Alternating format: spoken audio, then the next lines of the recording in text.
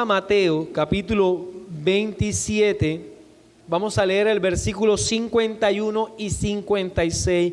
A propósito, me voy a saltar unos versículos, serán tratados después en un sermón posterior.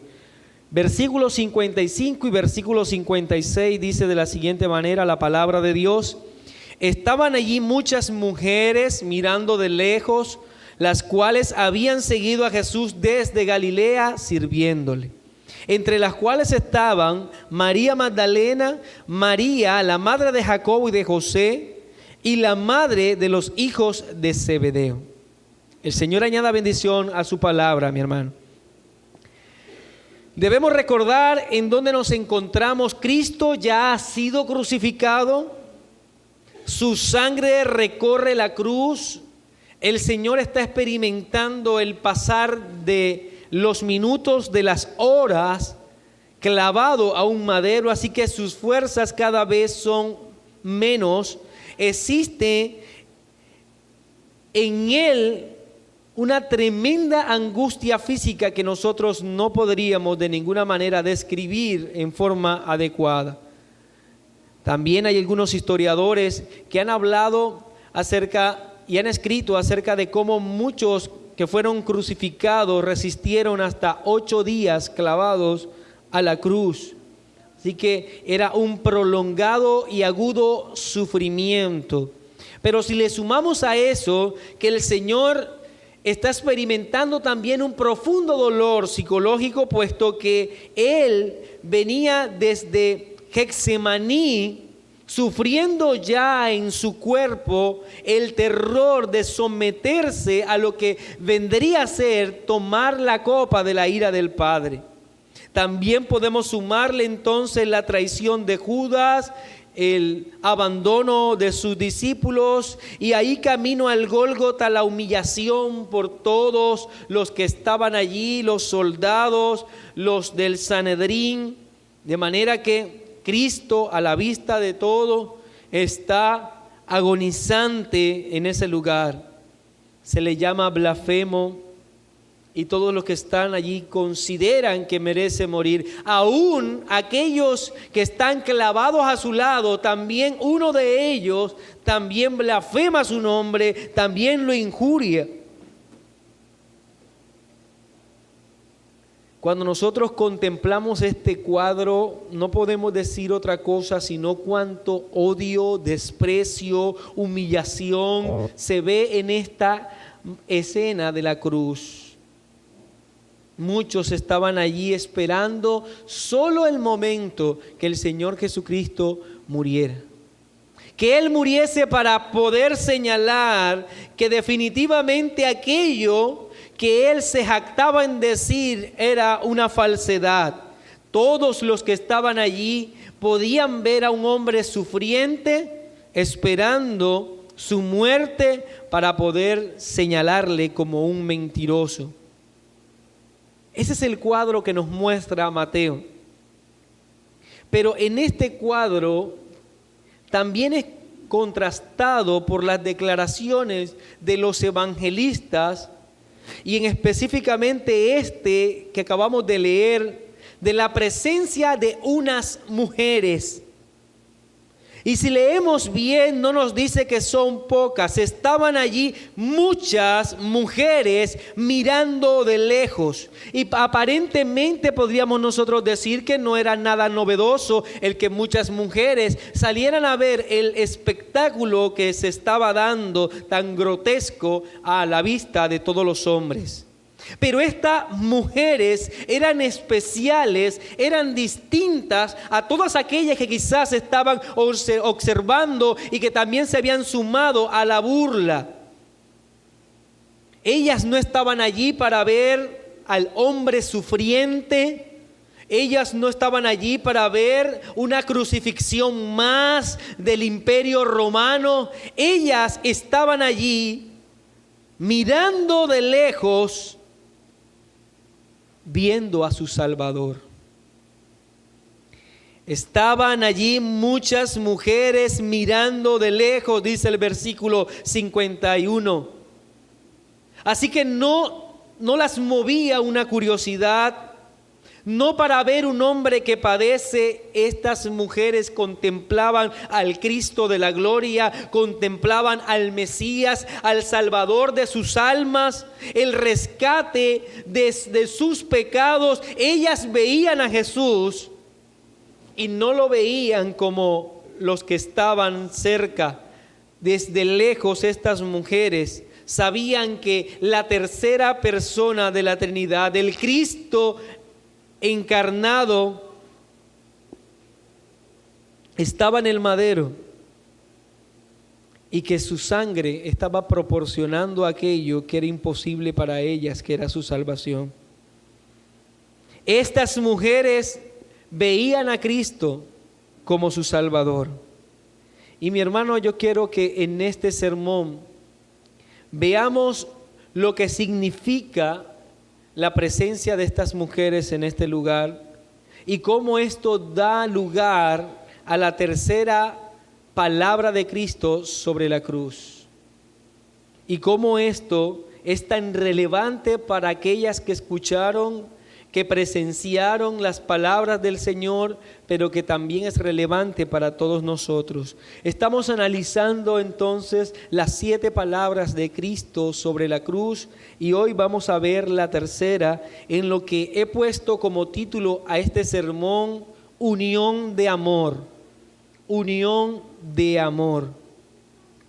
Y permítame también ilustrar entonces 3 cuadros que entiendo que los evangelistas presentan para hablar de esta unión de amor y cómo es evidente esta unión de la que quiero señalar en esta mañana. Y lo primero que quiero decir es que la unión de amor se evidencia en las mujeres y su maestro.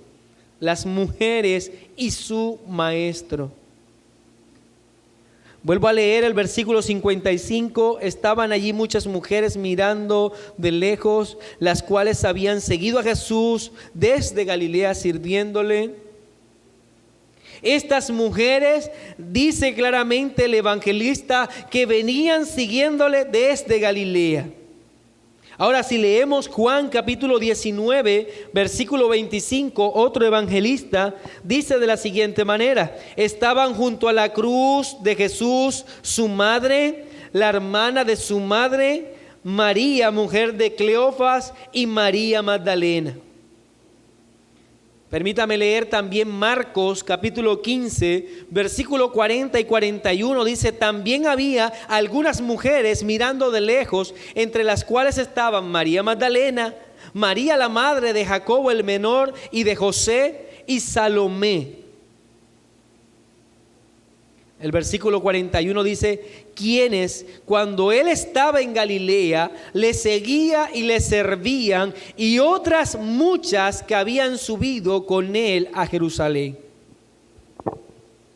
La relación de Cristo con las mujeres debe ser tratada por lo que claramente los evangelistas están señalando. Y podemos nosotros establecer que era una relación única en cuanto a la relación común de los maestros y las mujeres de su época. Los romanos veían a la mujer solo como un vehículo para extender su pueblo a través de la procreación. Los griegos veían a las mujeres como indignas, tanto que para un hombre griego era preferible acostarse con otro hombre porque era más digno un hombre que una mujer. Para los judíos, los varones en la mañana se levantaban y daban gracias a Dios por no haber nacido siendo mujer. Así que en medio de una sociedad altamente machista, Cristo presenta un trato a la mujer que no era conocido en su época. Cristo exalta la dignidad de la mujer tanto como la del mismo hombre. Claramente nuestro Señor enseñó y sabía que no hay igualdad de género. La mujer es una y el hombre es otro, pero los dos poseen igualdad de dignidad. Y eso lo enseña nuestro Señor Jesucristo en forma directa. Y esto es sumamente notorio, pues en muchas parábolas, y es algo que no hacían los maestros de la época, en las ilustraciones de Cristo, en las explicaciones de Cristo, el Señor toma como ejemplo positivos a las mujeres. Algunos ejemplos que encontramos nosotros es aquella mujer que dice el Señor que mezcla la levadura con la masa y toma este ejemplo para hablar de ella como algo inteligente. Recordemos que Él habla también de las vírgenes prudentes. Así que muchas mujeres fueron tomadas a manera de ilustración por el Señor para evidenciar incluso piedad. Algunas mujeres fueron señaladas públicamente por Él como ejemplo para los varones. Ejemplo, la viuda que entregó todo lo que tenía y Él utilizó este momento para enseñar que esta mujer había dado mucho más que los del Sanedrín. Pensemos en la Sirofenicia, aquella mujer que se acerca pidiendo y rogándole al Señor para que le hiciera el milagro de sanar a su hija, y que ella misma se llama perrilla delante de Cristo, y el Señor exalta a esta mujer por encima de todos los hombres de ese lugar. Desde muy temprano en los evangelios escuchamos nosotros a Elizabeth, una mujer, hablar acerca de Cristo. En Lucas capítulo 1, versículo 41 al 44, dice: y aconteció que cuando oyó Elizabeth la salutación de María, la criatura saltó en su vientre, y Elizabeth fue llena del Espíritu Santo y exclamó a gran voz y dijo: bendita tú eres entre las mujeres y bendito el fruto de tu vientre, porque se me ha concedido esto a mí, que la madre de mi Señor venga a mí. Porque tan pronto como llegó la voz de su salutación a mis oídos, la criatura saltó de alegría en mi vientre. Desde muy temprano en los evangelios encontramos entonces que el Señor Jesucristo es adorado y alabado por mujeres.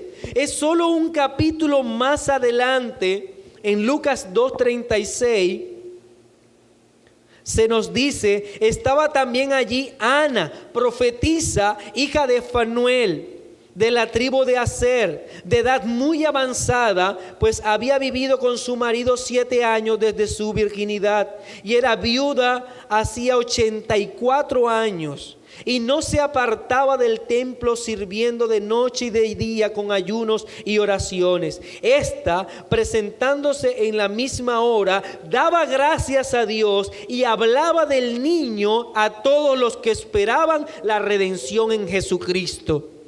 Siendo niño, ya esta mujer, Ana, estaba predicando acerca del Mesías, que era Jesucristo, en quien se debía esperar redención.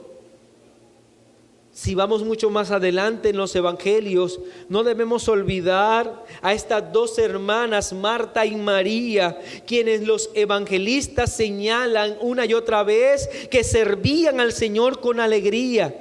Eran discípulos de Cristo estas mujeres, y se presentaban a los pies del Señor, como no era común a la época, porque un maestro solo podía permitir hombres que se sentaran a sus pies a recibir la formación académica. Mas Cristo permitió a estas mujeres que se acercaran y se postraran delante de Él y que recibieran formación.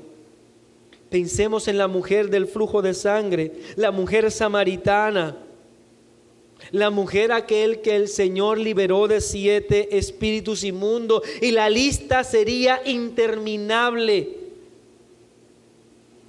Las mujeres estaban presentes en forma constante en el ministerio de nuestro Señor Jesucristo. Y yo creo que un gran ejemplo lo encontramos en Lucas capítulo 13, versículo 10. Dice en adelante: enseñaba Jesús en una sinagoga en el día de reposo. Y había allí una mujer que desde hacía 18 años tenía espíritu de enfermedad y andaba encorvada, y en ninguna manera se podía enderezar. Cuando Jesús la vio, la llamó y le dijo: mujer, eres libre de tu enfermedad. Y puso las manos sobre ella, y ella se enderezó luego y glorificaba a Dios.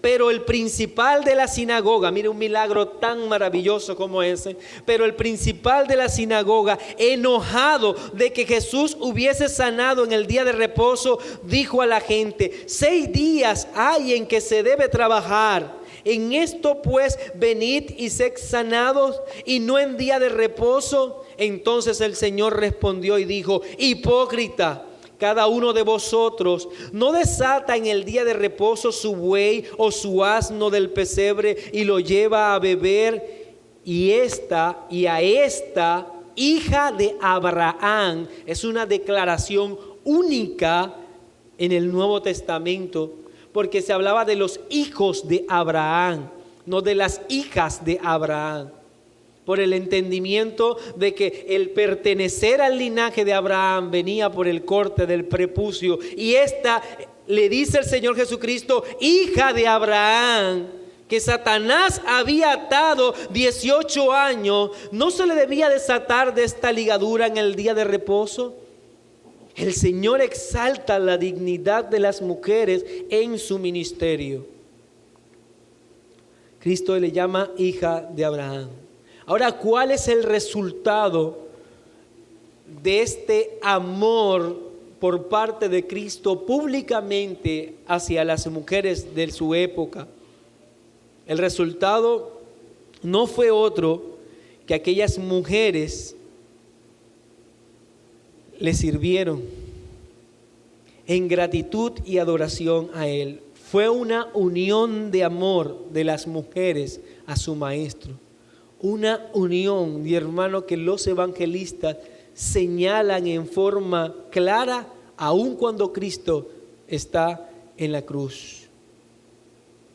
Lucas capítulo 8, versículos 2 y 3 dice: y algunas mujeres que habían sido sanadas de espíritus malos y de enfermedades, María que se llamaba Magdalena, de la que habían salido 7 demonios, Juana, mujer de Chuza, intendente de Herodes, y Susana, y otras muchas que le servían de sus bienes.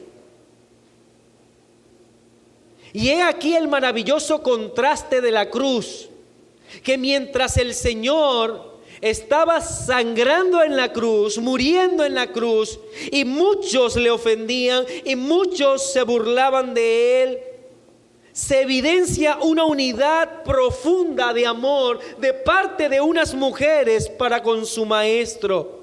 Le observaban entre la multitud muchas mujeres que su corazón estaba unido al de su Salvador, porque habían recibido de Él un trato que no habían recibido de ninguno de los maestros de su época. Ellas habían sido restauradas en su dignidad, ellas habían sido perdonadas, ellas habían sido exaltadas como mujeres de fe. Estaban allí muchas mujeres mirando de lejos, las cuales habían seguido a Jesús desde Galilea sirviéndole. Y no puedo dejar de hacer esta comparación. Mientras sus discípulos se escondían, estas mujeres estaban mirando de lejos al Señor y venían desde Galilea y estaban allí unidas de corazón a su maestro. ¿Cuán ajena entonces es a la realidad esa afirmación que escucha uno mucho en nuestros días, que el cristianismo es machista? Nada es más contrario a lo que acabamos de explicar, mi hermano, que el cristianismo denigra a la mujer, cuando estas mujeres por el Señor recibieron un trato elevando su dignidad. Y señalamos a esas mujeres como pecadoras porque los textos señalan que eran así. Pero Cristo vino a salvar a los pecadores. Estas mujeres estaban allí a los pies de la cruz. Un Salvador compasivo que extendió su misericordia a ellas cuando los hombres de la época la tenían en poco. Un Salvador que restauró su dignidad, que las vio con ojos de piedad. Y en unión de amor, estas mujeres respondieron a ese Cristo de la gloria sirviéndole. Es más, mi hermano, estas mujeres, luego, cuando el Señor muera, vendrán a preparar su cuerpo en la sepultura. Estas mujeres escucharán primero la noticia de que Cristo resucitó. A estas mujeres el Señor les dirá que vayan a donde sus apóstoles, donde sus discípulos y cuenten la historia. Estas mujeres serán un brazo de ayuda para el ministerio apostólico y el libro de los Hechos lo evidencia grandemente. Estas mujeres habían unido su corazón a Cristo y esta unión nunca se iba a quebrantar. Qué maravilloso es esto, mi hermano, el reconocer cómo el Cristo de la gloria une a estas mujeres a su labor maravillosa de salvación. Permítame seguir adelante hablando en una segunda unión de amor que encuentro que el texto enseña. La segunda es unión de amor del Hijo y de su madre. Unión de amor del Hijo y de su madre. No podemos desconocer entonces que en medio de aquellas mujeres que se encontraban allí, estaba María, aquella mujer escogida siendo joven, siendo virgen, para realizar una tarea de mucha importancia, y es llevar en su vientre al Salvador. Recordemos la respuesta de María al ángel cuando le declara aquella voluntad divina de Dios en Lucas capítulo 1 versículo 38. Entonces María dijo: he aquí la sierva del Señor, hágase conmigo conforme a tu palabra. Y el ángel se fue de su presencia. Desde el inicio, María aceptó como sierva humilde. Ella entendió muy bien que no se trataba de ser llamada para ser la mamá, la madre de Dios. Ella se manifestó desde el comienzo como sierva humilde. Esta reconoce que el Dios Todopoderoso está contemplando su humanidad, su frágil humanidad, para bendecirla. Y ahora esta mujer declara abiertamente un sometimiento pleno, aunque esto incluso podía abiertamente representar la muerte, puesto que una mujer que estaba desposada y aparecía embarazada era castigada con lapidación. Y esta mujer acepta esta voluntad de Dios. María estaba allí también contada entre las mujeres que servían a su maestro, contemplando a aquel que en su humanidad era su hijo. El que en su humanidad era su hijo estaba clavado a la cruz, sumido en dolor. Y María experimentó aquello que fue predicho ya por Simón en Lucas capítulo 2 versículo 34 y 35. Y los bendijo Simón y dijo a su madre María: he aquí, este está puesto para caída y para levantamiento de muchos en Israel, y para señal que será contradicha, y una espada traspasará tu misma alma.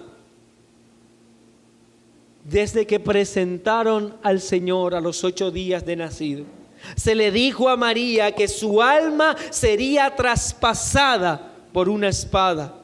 El dolor que enfrentaba esta mujer como madre del Señor, como madre de Jesús, solo puede ser descrito con estas palabras: una espada traspasando su corazón. Y sé que es muy complejo lo que podía experimentar esta mujer, puesto que aquel que era su hijo también era su Salvador. Y María tomó una actitud a lo largo de todo el ministerio del Señor Jesucristo que evidencia su gran fe en Él como Salvador. En un relato bíblico que ha sido muy mal utilizado, que lo vemos nosotros al Señor llegando a las bodas de Caná, y muchos han dicho que ese milagro se le atribuye a María, pero en realidad las palabras de María son claras. En Juan 2:5, María le dice a todos los que estaban allí, su madre dijo a los que servían, haced todo lo que os dijere, señalando a Cristo, de que se debía obedecer a Él. Él era el importante. Es más, mi hermano, en estos últimos momentos de la vida física de nuestro Señor, la fe de María brilló en su silencio. ¿Qué quiero decir con esto? Recordemos que el Señor Jesucristo acaba de salir de un juicio. Pasó por un juicio eclesiástico por parte de los judíos y un juicio penal por parte de los romanos. Y en todo momento de lo que se acusaba era que Él se hacía llamar a sí mismo Hijo de Dios. En todo este, gran escándalo que había en Jerusalén acerca de este hombre llamarse el Hijo de Dios, era fácil librar a Jesucristo de la muerte si María le abría su boca y decía, yo soy su madre, y su padre se llamaba José. Quedaba libre el Señor inmediatamente, puesto que eso que estaba él diciendo, que era el Hijo de Dios, quedaría sin fundamento. Mas sin embargo María guardó silencio.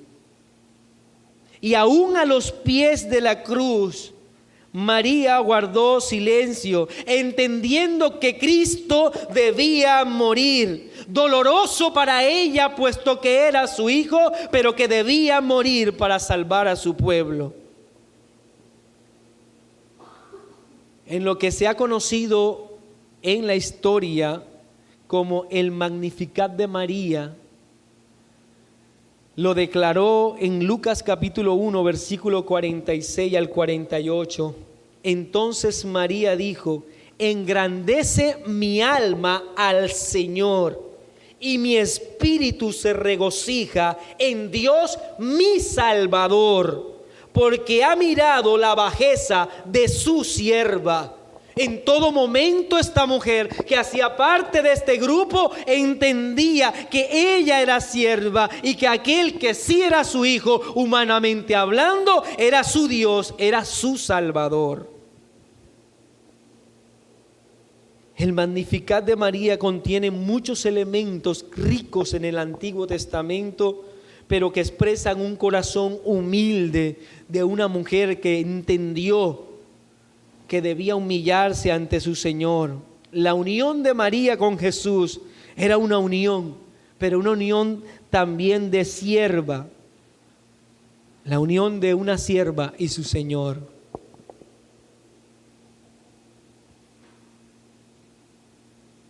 Permítame pasar entonces al punto número 3. Con esto termino. La unión, la tercera unión de amor que el texto evidencia.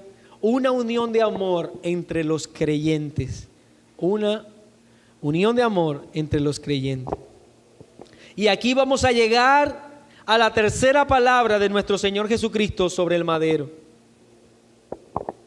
Y voy a leer Juan capítulo 19, versículos 26 y 27. Dice, cuando vio Jesús a su madre, esto claramente establece que aquellas mujeres que veían al Señor de lejos se acercaron. Cuando vio Jesús a su madre y al discípulo a quien él amaba, que por muchos se ha entendido que Juan, que estaban presentes, dijo a su madre, mujer, he aquí tu hijo, señalando a Juan. Después dijo a su discípulo, he ahí tu madre. Y desde aquella hora el discípulo la recibió en su casa. Esta es la tercera palabra de nuestro Señor en la cruz. Y debemos nosotros, mi hermano, reconocer que estas palabras de Cristo contienen dos aspectos que son de suma importancia para nosotros y que pueden traer cierta complicación al momento de interpretarlo. Mucho se ha escrito sobre esta tercera palabra de Cristo, terceras palabras de Cristo en la cruz. Muchos sermones y muchas predicaciones, y en la mayoría se han tomado como Cristo como un ejemplo de moral. Un Cristo, un hijo perfecto que aún clavado en la cruz se preocupa por su madre.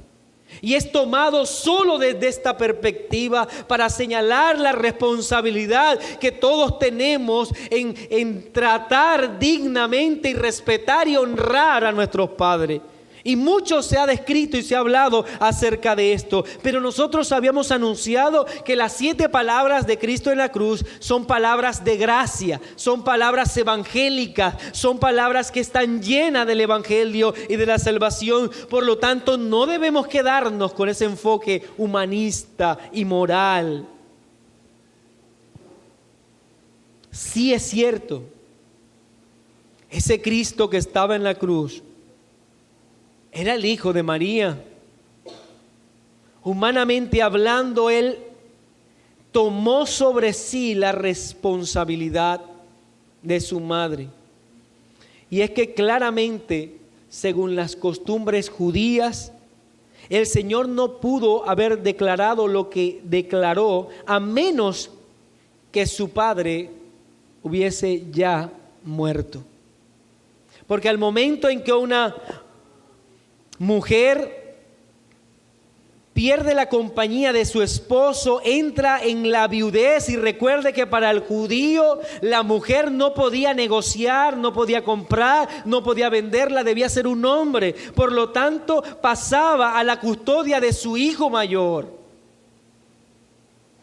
Y Cristo era el primogénito, quien tomó el rol de sostener a su madre. En caso de morir el primogénito, debía ser sostenida entonces por el siguiente hijo varón. Y si no tenía más hijos, esta mujer entraría en una total desdicha, porque no había quien pudiese ayudarla, sostenerla. Y aún sus bienes eran quitados, porque ella no poseía nada. Esta era la desgracia de la mujer que relata la Escritura, la viuda de Naín.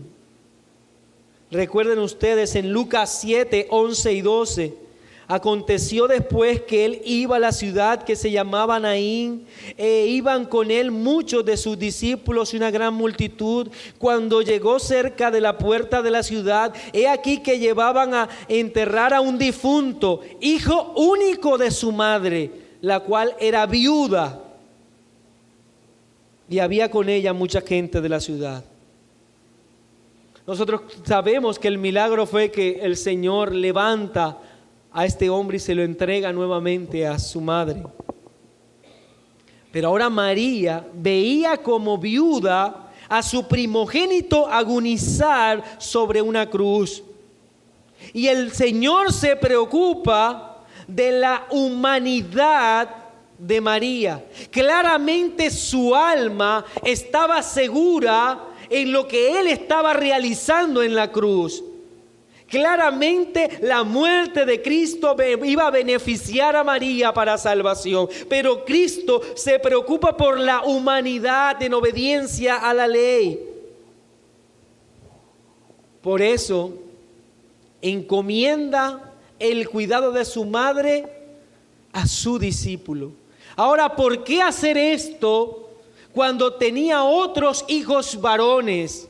Claramente, si lo vemos en la Escritura, el Señor entrega a uno que comparte la misma fe de María. No lo deja para el hermano que sigue, puesto que la Biblia enseña que los hermanos del Señor, los hermanos hijos de José y María, no creían en Él como Salvador hasta este momento. Bueno, hemos anunciado que esto tiene un doble aspecto. En este aspecto humano, Cristo cuida de María. Pero con estas palabras, que decíamos que son palabras de gracia, palabras evangélicas, palabras de amor y de salvación para nosotros, Cristo también con estas palabras establecía que en su muerte, en su sacrificio, en la cruz, y por esta palabra, una nueva familia nacía.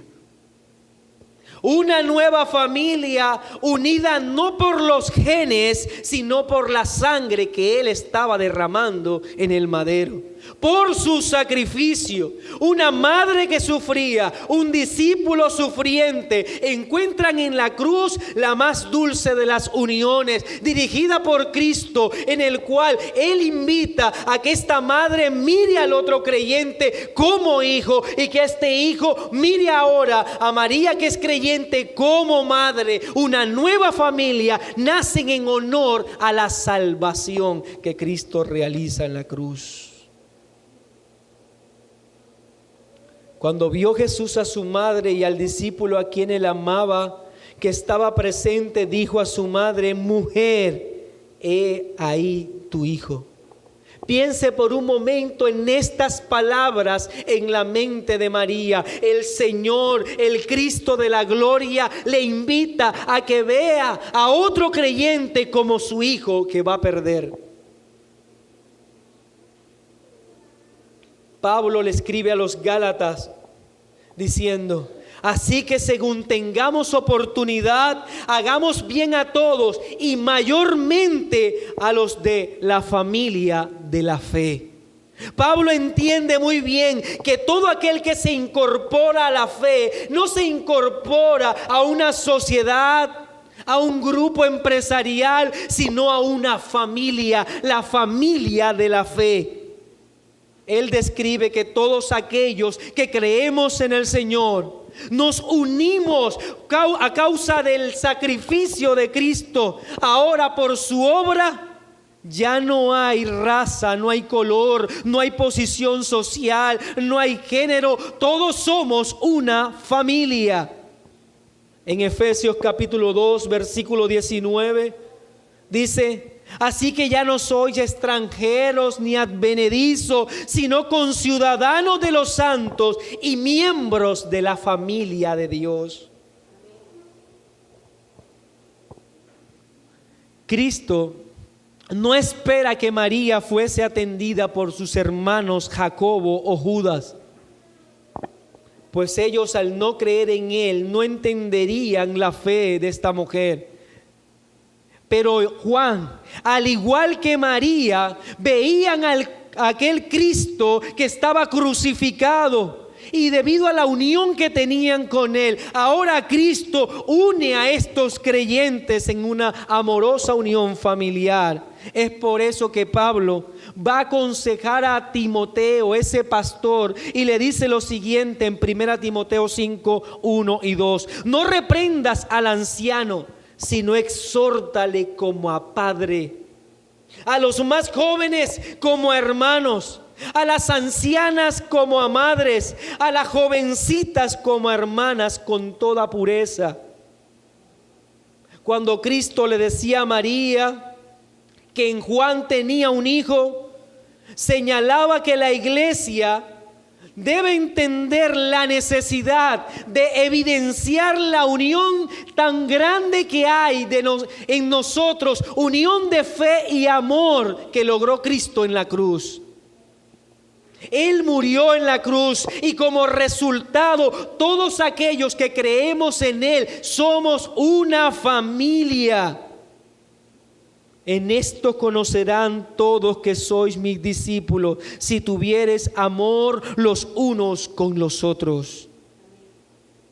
¿Un amor fruto de qué? fruto del sacrificio de Cristo, mi hermano. Fruto del sacrificio, fruto de su obra expiatoria. Por eso dirá primera de Juan 4, versículos 7 y 8 hasta el 9, amados, amémonos unos a otros, porque el amor es de Dios. Todo el que ama es nacido de Dios y conoce a Dios. El que no ama no ha conocido a Dios, porque Dios es amor. En esto se mostró el amor de Dios para con nosotros. Mire en dónde radica este amor: en que Dios envió a su Hijo unigénito al mundo para que vivamos por Él. Madre, he aquí tu hijo. Hijo, he aquí tu madre. Es la más dulce de las invitaciones. Cristo señala la más grande unión sobre la tierra, una unión de amor de aquellos que creen en Él, como Él lo prometió. En Marcos capítulo 10, versículo 29 y 30, respondió Jesús y dijo: de cierto os digo, que no hay ninguno que haya dejado casa o hermanos o hermanas o padre o madre o mujer o hijos o tierra por causa de mí y del evangelio, que no reciba 100 veces más ahora en este tiempo casa, hermanos, hermanas, madres, hijos y tierra y con persecuciones, y en el siglo venidero la vida eterna. Cristo aseguró, mi hermano, que todo aquel que se une a la fe acaba de unirse a una familia. Y permítame hacer unas notas de aplicación para nosotros, para ti, amada iglesia. Aquel que está a tu lado, aquel que está sentado detrás de ti, es tu hermano, unido por la causa de Cristo, unido por su sangre, unido en su muerte. Así que su dolor es tu dolor. Su felicidad es tu felicidad. Cuando recibe alguna persona la regeneración, muy bien deberíamos recordar esas palabras de Cristo. Cuando llega alguien a nuestra iglesia, deberíamos decir las palabras de Cristo. Si es una mujer, deberíamos decirlo: he allí tus hermanos, he allí tus hijos, he allí tus parientes que te acompañarán en la lucha hasta llegar a la eternidad. Mi hermano, compartimos este tiempo en medio de dificultades, en medio de dolor, pero Cristo promete una unión que supera todas las cosas. En la palabra primera, el Señor mostró perdón al pedirle al Padre que perdone a aquellos que le ofendían. En la segunda, promete salvación cuando asegura que estaremos en el paraíso con Él. Y en esta tercera palabra, Cristo expresa la maravillosa unión que es el resultado del evangelio. La unión. Estas palabras: mujer, he aquí tu hijo. Por eso, mi hermano, he allí. En este lugar, aquí están todos tus hermanos, tu madre, tus padres. Están todos los que tú debes orar por ellos y amarlo y vivir para ellos. Sé muy bien que todos nosotros enfrentamos dificultades que nos invitan a aislarnos y a vivir en completa individualidad. Pero yo quiero, por esta palabra, mi hermano, que recordemos como iglesia que somos una familia. El Salmo 68:6 dice: Dios hace habitar en familia a los desamparados. Nunca más solo, mi hermano. Nunca más sola, mi hermana. Estarán contigo, a tu lado caminarán aquellos que también van hacia la eternidad. Oremos.